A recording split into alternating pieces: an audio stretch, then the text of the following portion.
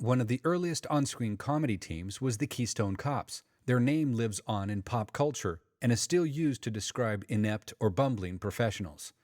With their ill-fitting uniforms and overloaded paddy wagon, these fellows created mayhem on the way to the crime scene. Director Max Sennett put soap on the roads to promote slipping and enhance the cops' wild driving, and instructed the actors to lean over when the wagon made a wide turn to give the impression it would flip over at any moment. Zaniness was the name of the day.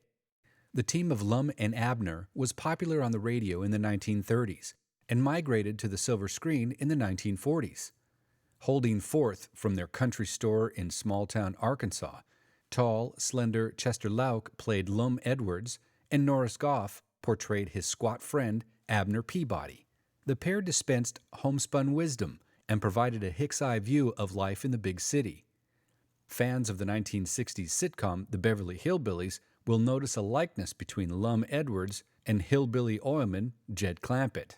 Hal Roach Studios gets the credit for pairing the famous duo known as Laurel and Hardy. Stan Laurel came out of British vaudeville, where he had worked with Charlie Chaplin as a teenager, and was in demand both as an actor and as a director. Oliver Hardy was a singer and actor who worked in New York before settling in Hollywood. Between them, they had made more than 300 films before they were billed together in 1927. With opposite builds and conflicting temperaments, they were a huge hit.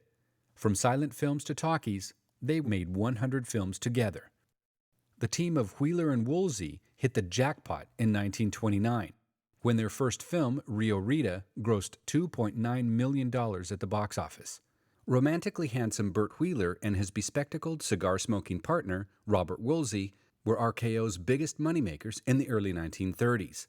Coupling sophisticated banter and double entendre with vaudeville-inspired sight gags, Wheeler and Woolsey worked with many of the writers behind another great comedy team, the Marx Brothers.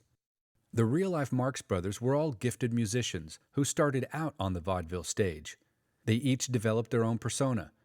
Fast-talking Groucho had the stooped walk and thick grease-paint mustache, Chico the distinct hat and nondescript accent, and Harpo, with his mop of hair and top hat, had the unique ability to produce anything he needed out of his trench coat, including a hot cup of coffee, a lit candle, and, most happily, a poster of a scantily clad woman. Abbott and Costello came on the scene in the late 1940s. Like Laurel and Hardy before them, Bud Abbott and Lou Costello were opposites in both temperament and body type. Lou Costello was portly and had difficulty expressing himself clearly, while tall and slender Bud Abbott played the slightly abusive straight man. They are perhaps best known for the sports routine they first developed for their radio show, called Who's On First. It's difficult to find someone not familiar with the exasperated Abbott trying to get some basic information about a baseball roster out of his ever-serious partner. The 1940s also saw the pairing of romantic vocalist Dean Martin and manic stand-up Jerry Lewis. They were performing solo when they began crossing paths. With no fanfare, they began joining each other on stage, and their spontaneous banter got such laughs they formed a team.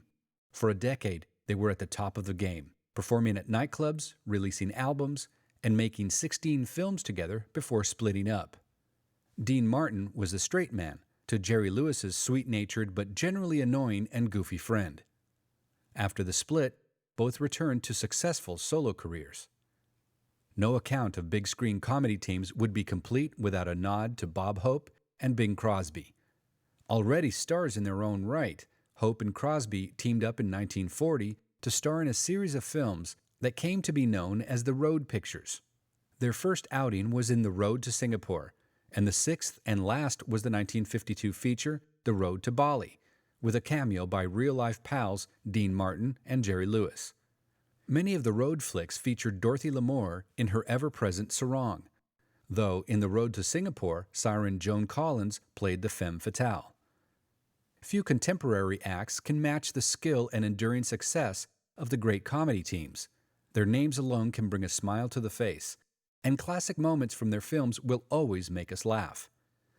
The golden era of screen comedy may be behind us, but we can still enjoy their legacy.